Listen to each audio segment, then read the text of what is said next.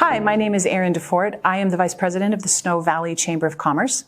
And every election, the Chamber of Commerce holds a candidate forum to help you, the voters, get to know our candidates who are running in your district. So today we have with us Chad Magendanz, and he is running as legislative representative in the 5th District, Position 2. So Chad, would you take a few minutes just to tell the voter a little bit about yourself? Sure. Well, I've held this position twice before. I did 2 terms from 2013 to 2017. I actually served as a ranking member of the House Education Committee, and my focus was education because I had come previously from president of the Issaquah School Board, and prior to that I was really active in PTA and Stand for Children, League of Education Voters, a lot of parent advocacy groups. Now, actually, I'm a teacher. I've been a full-time teacher for the last 4 years in the Bellevue School District, teaching computer science. So it really complements the work that I'd done at Microsoft. I had a healthy career at Microsoft for 20 years, developing software, and prior to that, 12 years in the Navy as a nuclear submarine officer. I'm proud of my record. When I was in the legislature, the focus was very much about school funding, and I was at the forefront of that as one of the 4 lead negotiators for the McCleary funding deal, co-chair of the Oversight Committee that basically reported our results to the people into the courts. And we set in motion policy that doubled, actually more than doubled, 105% increase over 8 years. Now we've risen to the 5th highest per pupil funding from the state of all the states in the nation. In fact, we'd gotten 109 more dollars. We would have made number 3. So we're very close, and I'm very proud of the work that we did. It was a good bipartisan effort, and now we need to focus on how we spend that money more effectively.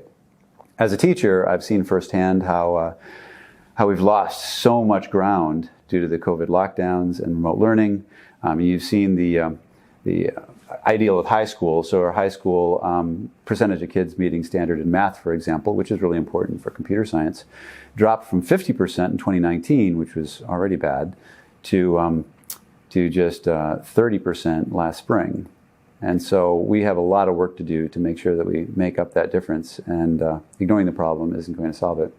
In the meantime, I had not planned to return to the legislature. I had my one race to challenge the incumbent senator in my district where I got 49.7%, and I was happy to let that be. But there's a lot that's happened in the last few years, a lot of new taxes, a lot of B&O tax adjustments, capital gains taxes, payroll taxes. We've also seen some policy work around public safety that I think has had huge repercussions for our communities. And so I was compelled to go run for my old seat again and see if we can get a little bit more balance down in Olympia. Because when I served, I was fortunate enough to serve with a bipartisan legislature. And so we worked very effectively across the aisle because we had to. And I think we ended up with a much better work product because of that. When we were passing budgets, we had over 90% support on many of those budgets. And so that's what I'm after, is to get a little bit more balance, an Olympia that's more receptive to all of the voters and not just those coming from downtown Seattle. Okay, thank you for that. So a note to our viewer, we have 3 questions for Chad, and he has not been given the questions ahead of time. So here we go. Number 1, as Washington moves toward a future of only non-carbon emitting energy, how do you balance the growing need for electricity with the reliability of the grid? So I'm an electrical engineer by training at Cornell, and I served for 4 years on the technology committee when I was in the House. And so we've put a lot of focus on the supply of our energy in this state. I come from a nuclear engineering background. I qualified as a nuclear engineer when I was in the Navy, and I've been to the leadership courses for energy policy when I was in the legislature.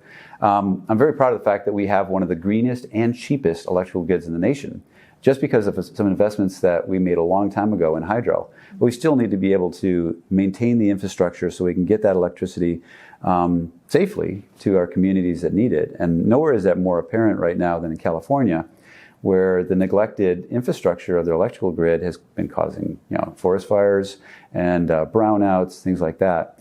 And so it's time to put some funding into the infrastructure that gets the electricity from our hydro and nuclear stations to our local communities. And I wouldn't be opposed to trying a more local sourcing too. Some of the small modular reactors work very good for isolated communities where it's very expensive to run cables. Okay, what role, if any, is there for the state legislature to ease the growing concerns about affordability? For example, housing prices, fuel prices, inflation, etc. Yeah. Some of the policies that were enacted with the Growth Management Act back in the 90s, we're starting to pay the piper for those. Our collection of developable land is getting smaller and smaller, and that's driving up the cost of real estate. But in addition, a lot of the regulations that we put on developers has driven up the cost as well. And I include some of the potential tort reforms we could do to make it easier to proceed with development with reasonable measures to address environmental impact, but to not allow that to completely block a lot of these new developments, because they'll spend, sometimes a third of the project is just cost of legally, dealing with the lawsuits that come in just to bring attention to the environmental impact. And there's true environmental impact, and then there's just plain NIMBY, right? Where the community wants to keep it as is because they're invested in that community. But I think what it really comes down to is if we're going to draw an urban growth boundary, the expectation is that the density should be urban within that urban growth boundary.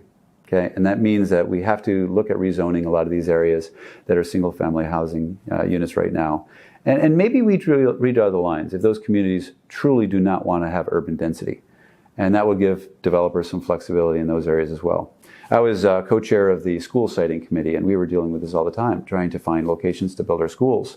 And the rules were so restrictive that we really had to go in by eminent domain and basically kick people out of their homes in order to find the land within the urban growth boundary to put a school in that area, because we were forbidden from serving anyone inside the urban growth boundary for a school that was outside the urban growth boundary.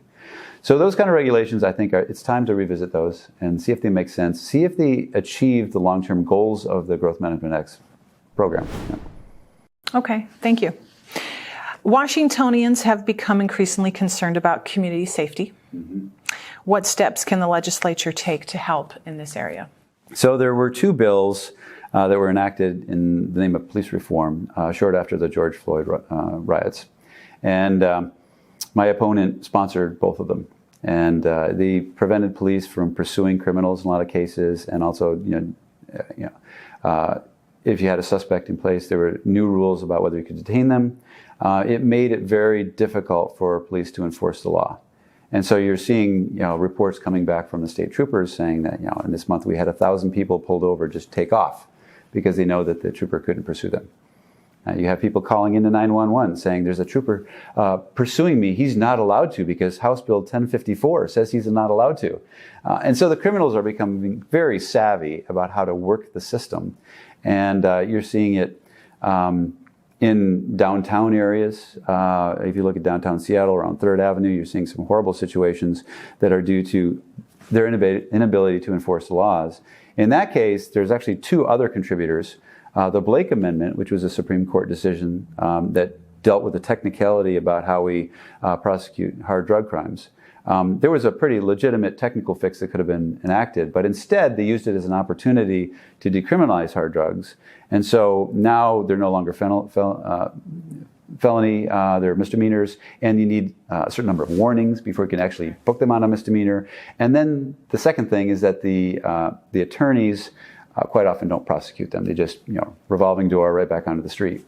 And so you see a lot of homeless right now who have significant drug habits, and they're being fed by petty crime and burglaries that are really driving businesses out of those communities to here. Now, being on the east side, I think a lot of us just assume that was a Seattle problem and we can safely ignore it. But that's not the case. King County-wide, murders are up 72% since 2019, and that's the annual rate. And if you look at the property crime rates, they're significantly up. And maybe not so much in Bellevue, where they saw about a 21% increase. And even in Maple Valley and in Issaquah, about 40%. Black Diamond's up to 56%. Snoqualmie is over 60% increase in property crime during that same time. So these policies have completely backfired. We've hamstrung our police, and I think it's a time to revisit that legislation. And in some cases, they've tried. Like the police pursuit, there was legislation last session that didn't pass. And so the Blake Amendment fix, there's a timeout on that, and so they're going to revisit that as well. But clearly, what was done in the light of the George Floyd situation was probably an overreaction. And I think we need to come back to the center and find a happy medium. Okay, thank you. Okay, Chad, we really appreciate you coming in. To wrap things up, would you tell us, if you had the ability to pass one piece of legislation this next session, what would it be? It would be the police reform legislation to allow law enforcement to be able to pursue criminal suspects. I think that's had the most impact on our local communities. We have really come to understand how dependent we are on law enforcement for our own security. Public safety is always the number one role of government. And so even though I'm an education guy, that would be the bill that I would focus on. Okay. Is there anything else you'd like to add? Well, I just want to emphasize that I have done this job before. I have a voting record. I am the most independent voting record of anybody in the 5th District for the past 30 years. And that's only because the online records only go back that far. My opponent and the current incumbent actually have the most partisan voting record in the last 30 years. In fact, they're more partisan than 96% of legislators. And so it's really clear, if you want the partisan divide to continue and you're looking for someone who will vote party lines, my opponent is the right choice for you. If you're looking for an independent representative down Olympia who will represent all members of the community and put the community's interests first, then I'm really a candidate for you. And if you look at a lot of independent third-party evaluations, I've never had anything less than an outstanding rating from the Municipal League of King County. And in all of my past House races, the Seattle Times has endorsed me. Okay. All right. Thank you so much for coming in. I appreciate it, and good luck. Thank you.